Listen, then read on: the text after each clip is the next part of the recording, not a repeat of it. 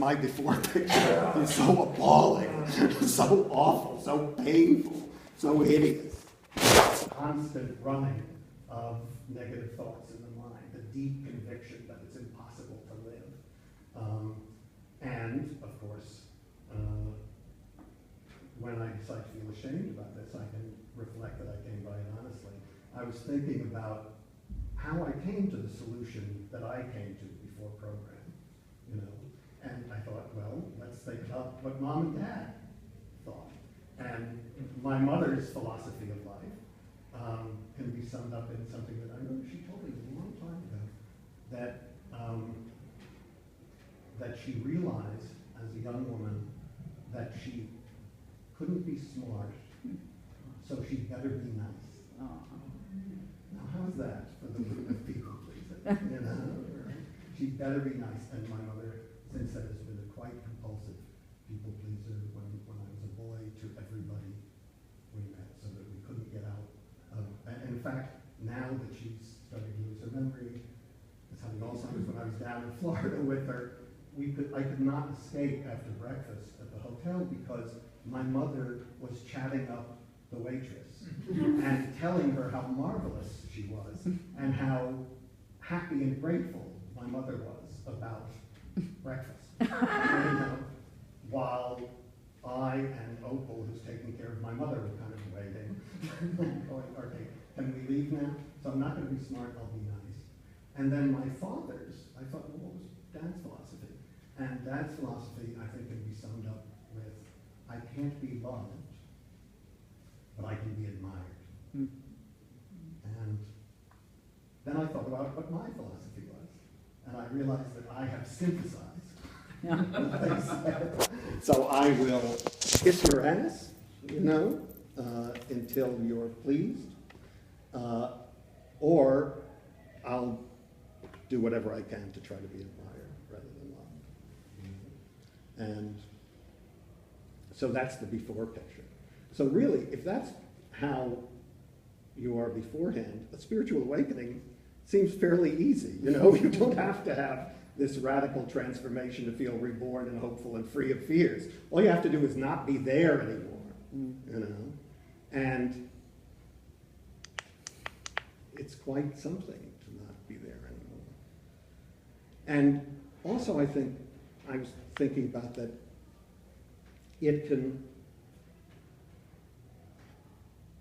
it's okay that it comes and goes, that I can have the spiritual awakening, but I don't have to stay awake all the time, and if I fall short, that's okay, when Bill W. writes about the third step, he says, when we think of contemplating the third step, we come to a door that seems to be closed and locked. And then we realize that we have a key, and the key is willingness. And that when we put the key in the lock, it opens like an automatic door by itself.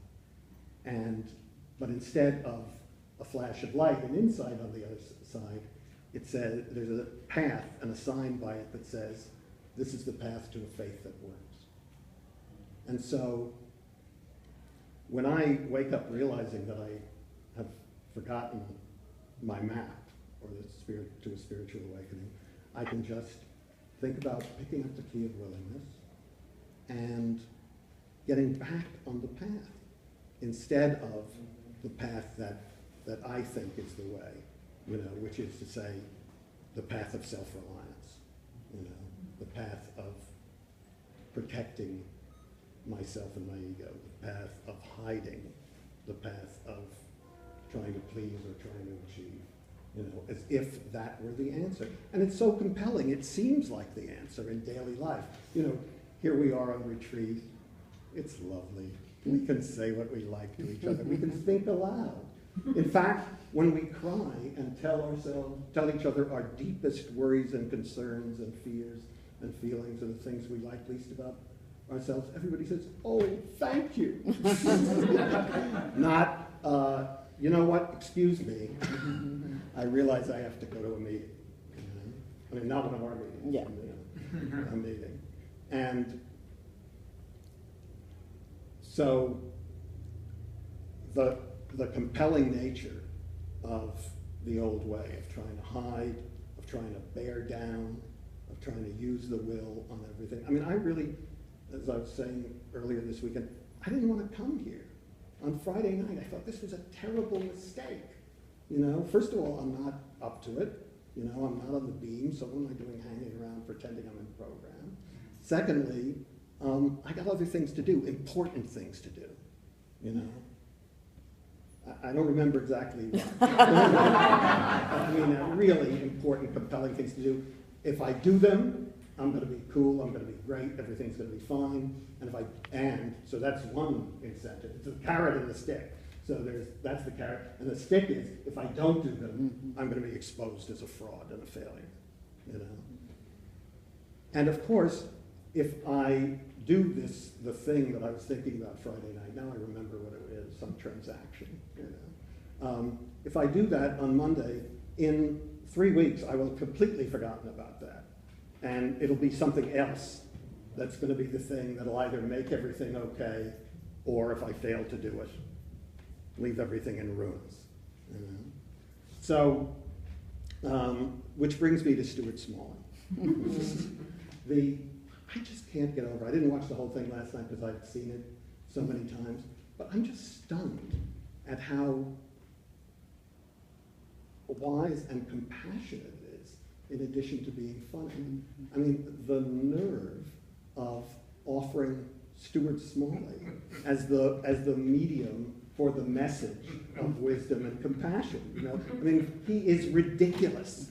You know, he's preposterous. He's a mass of vanity and fear, and then self-importance and smugness. You know, when he starts to tell the tough guys in the bar that, you know, maybe they have an alcoholic parent, you know, or something like that. And he's so certain of himself.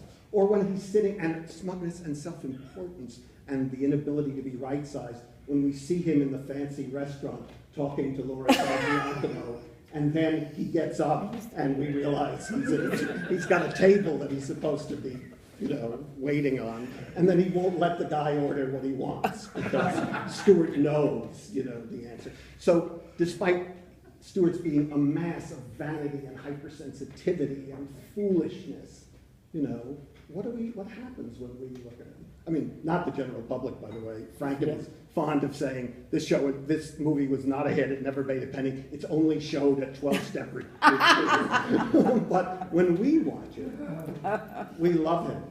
We're moved by it, you know, and we're even amazed by his wisdom, and it's endorsed in the story by his brother of all people, who says to him, who says to him, I realize that you were the tough one.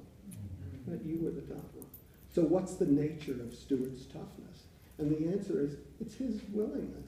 You know, it's his, despite the fact that he's a complete wreck on his bed with his Oreos. Oh, I love that. Sort of like, I mean, with a parody of a sun salutation. You know? Only it's it's a pillow salutation, not a sun salutation. With his sponsors outdoors, out on the other side of the door. Yes. Stuart is loved, right? There's sponsors that are out there, but he doesn't know it. And he's generous, but he doesn't know it. He thinks he's got to be superior, right? And he's even admired, but he doesn't know it, you know? So we get to see in him how powerful the disease is, how comical we are, and how the solution is the exact opposite of what we think it is, or I should say I think it is. The notion of being seen or thought of in any way as Stuart Smalley is the great fear of my life. But it's also entirely the answer. The notion that the answer is to appear like my father, which is basically my answer, who seemed to just not give a shit. He thought he was it. He was quite fine with it. You know, I was telling this to Susan before the meeting, and she said, well, of course he did drink and he beat people up. But, you know. He did drink and abuse his children, so that may have helped. You know, his self-esteem, or at least his self-regard. But the spiritual awakening for me is two things. One, noticing that this path is wrong. Three things.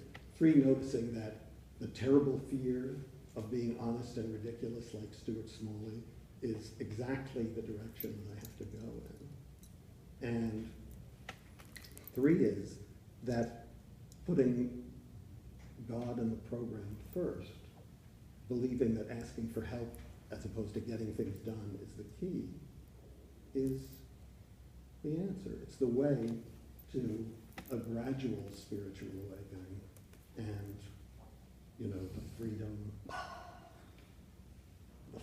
and happiness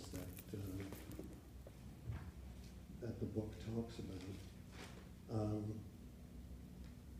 So, I just want to close by saying that in addition to Stuart Smalley, right, admiring and loving Stuart Smalley, I realize as I'm here how wrong my theory was beforehand. One of the great things about this retreat where we're all open with each other and saying these things to each other, is that I realize, right, in the middle of my self-judgment, that I actually love everybody here and even admire everybody here. Sometimes to a fault. I will sit in a meeting and compare myself unfavorably with everybody here.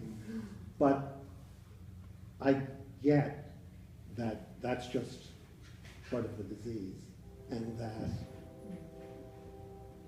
I'm on a path that I can go back on when I feel the pull of the old conviction that the answer is in this direction, as opposed to the direction that we're all traveling together. So, thanks. Thank you, Peter.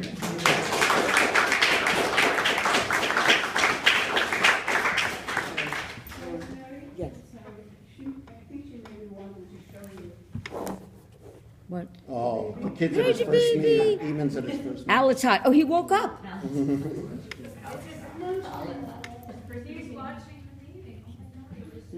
She never gets started too soon. Uncle Peter. Oh, Can she hear us? who are you? Can you hear okay? Yeah. Whoops. No, okay, just checking that you can hear. We'll get to you. Got a timer there? Okay. Good, you start. No, I have Hi, I'm Rosemary. Hi, Rosemary. Thank you so much. It's just perfect way to close. I think we have a tradition starting here with the 13th tradition. Peter speaks at the closing meeting. And I love that you really nailed it too. I mean, it is not conference approved, but the whole Stuart thing, the fact that he's kind of an asshole, but we still love him, it gives me hope.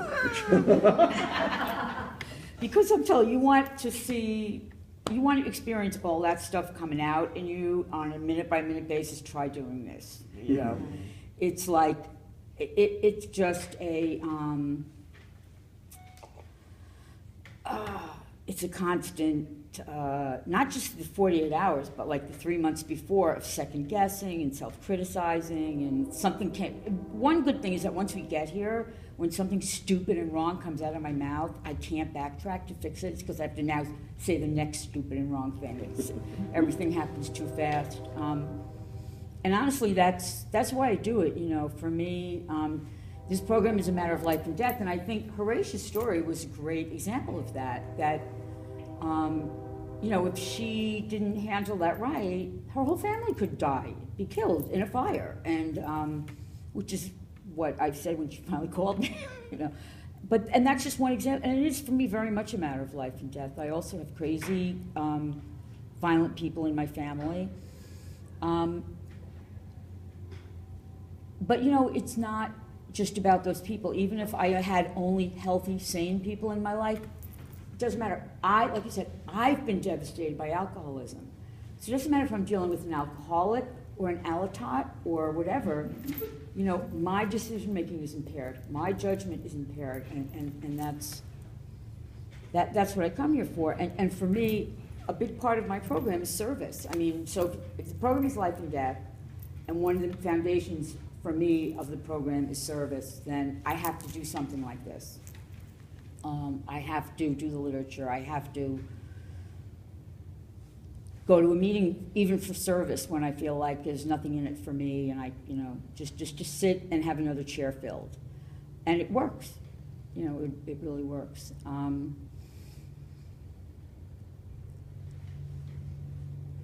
And I love what you know, my sister just got sober in February, and I realized she's basically been saying to me for the last, whatever, 7 months, that I realize now you're the tough one, because even though I'm the oldest, they all picked on me and pushed me, and my figure was roughly that of Stuart Smalley's as I was growing up. That's pretty much complete with the mouth open, and now she's like asks me questions like, how long are you? What do you do? Really? Not one drink? All those? I just celebrated 34 years actually, and yeah, I stopped when I was in the first grade of not drinking, it just and it is something like, you know, it I don't know, it just makes me grateful, and I'm proud to be a Stuart Smalley, I guess. Like it did for him, you know, it keeps me alive. It works, and that's, I'm an empiricist above all else. I meditate because it helps me not to get in touch with God. I do this because it helps me stay alive, not because I love you all in a very special way, sorry. But thank you to everybody for coming, and especially Max, who is just like the voice of wisdom and so grounding, and really, so thanks everybody. Hi, Robert. Hey, Robert. I don't know what I'm going to say. Thanks, and I feel like now you've introduced Stuart Smalley as evidence I'm allowed to. You open the door. Because yeah, there's such compassion in that, and such wisdom, and I like what you said about the willingness. Just a reminder of that, of the key of willingness, because sometimes it feels like it's a big. It needs to be something big, and it doesn't. You know, just to come to a retreat like this, and to because yeah, I have things I've been nervous about that are happening after the retreat, and I'm only getting nervous again now. But I've been. It's been nice to be up here and to sort of be in a different reality, to be in this kind of recovery reality, and the spiritual awakening isn't like a light and a lightning strike. It is a gradual awakening, not awakened. And then I think carrying the message, I always just see that as like sort of being the message, like the Zen archers out there. Kind of, certainly not doing the Stuart Smalley thing of carrying the message by telling everyone you can't have another scotch. You should get the dressing on the side. And, let me tell you what your program should be. But to sort of try to embody it. And then the funny thing is, like in the movie, then you can get self-righteous about that. Because in our families, we're the ones doing the work. And so I feel like I'm coming around to some compassion for most of my family members, but yeah, my oldest brother is my tough one for me.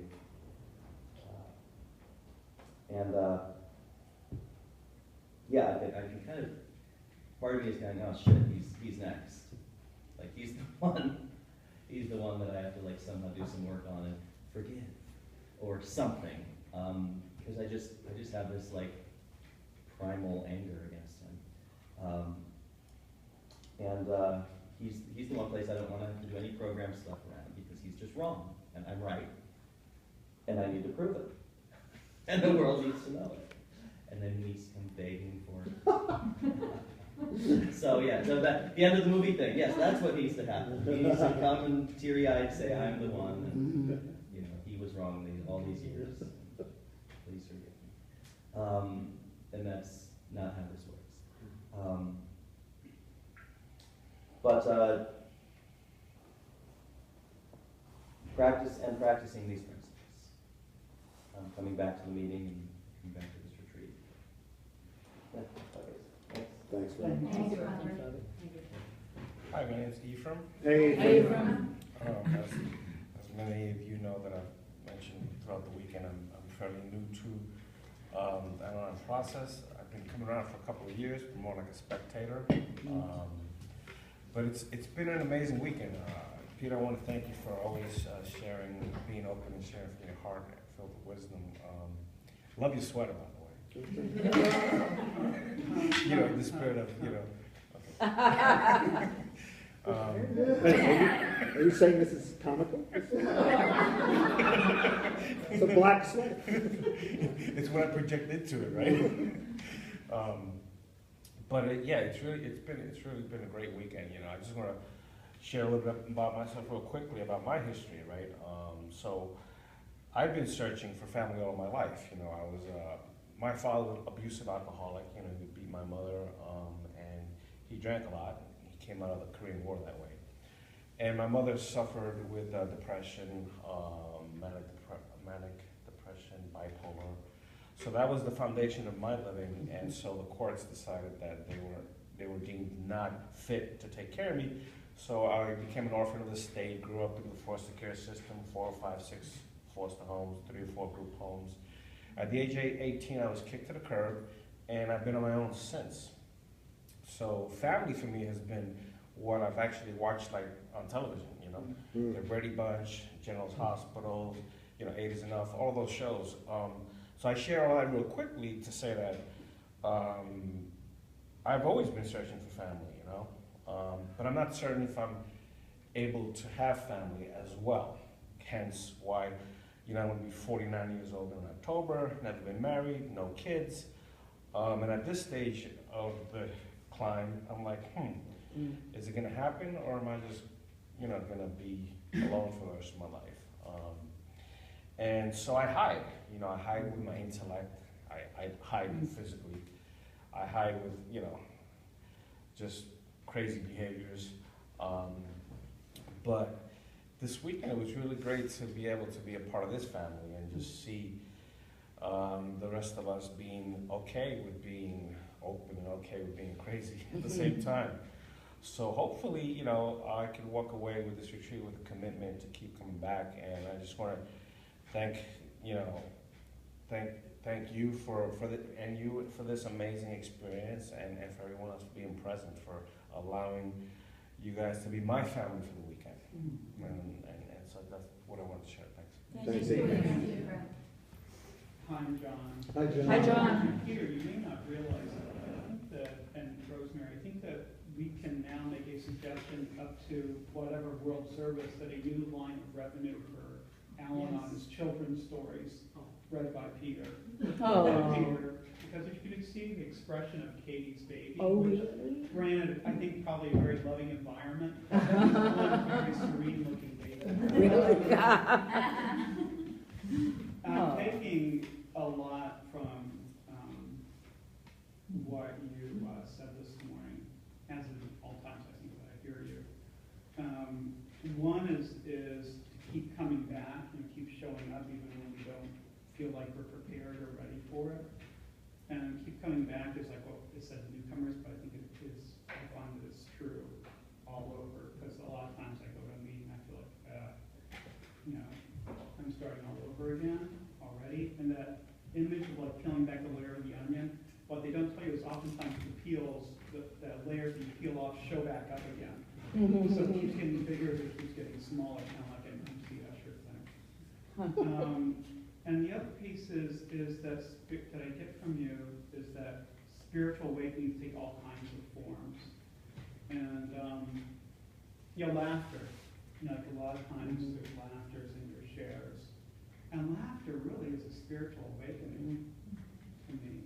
I mean, I did not grow up with a lot of laughter, so I've kind of had to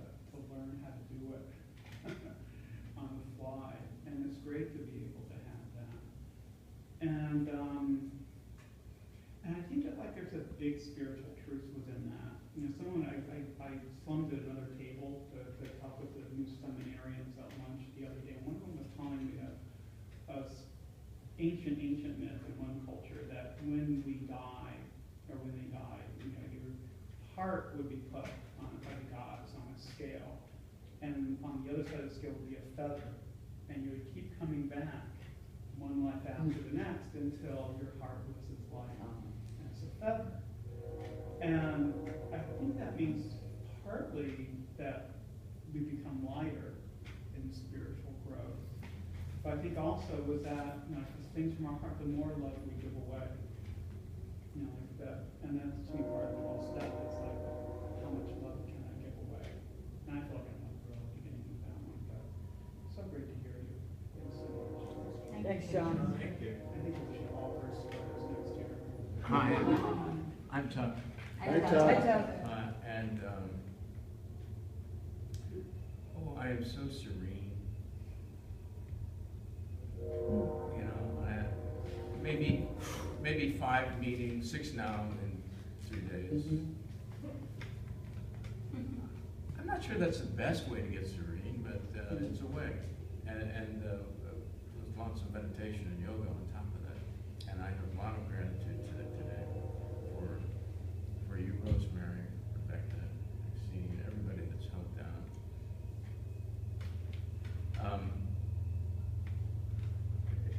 Spiritual awakening, for me, yeah, it's not a shaft of white light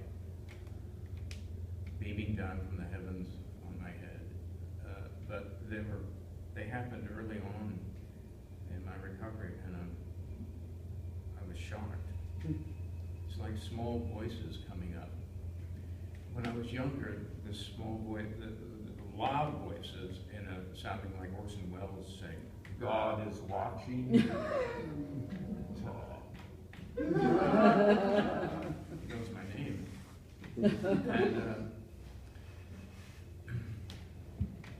And then it became a very quiet voice saying, "You don't have to do that. You don't take that path."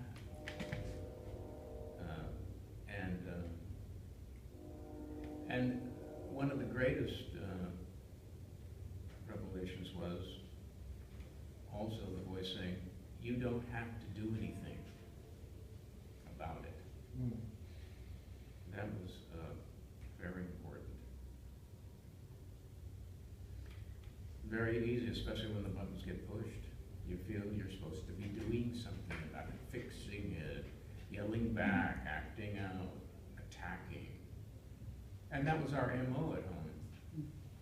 Father was an attorney, so you had to present your case to the judge. And it was all about winning the argument. When I realized in meetings was that all I wanted to do was be heard. I just wanted to be heard and acknowledged for that. Whether I got my way or not, it really didn't matter. Just needed to be heard. But this has been a great weekend.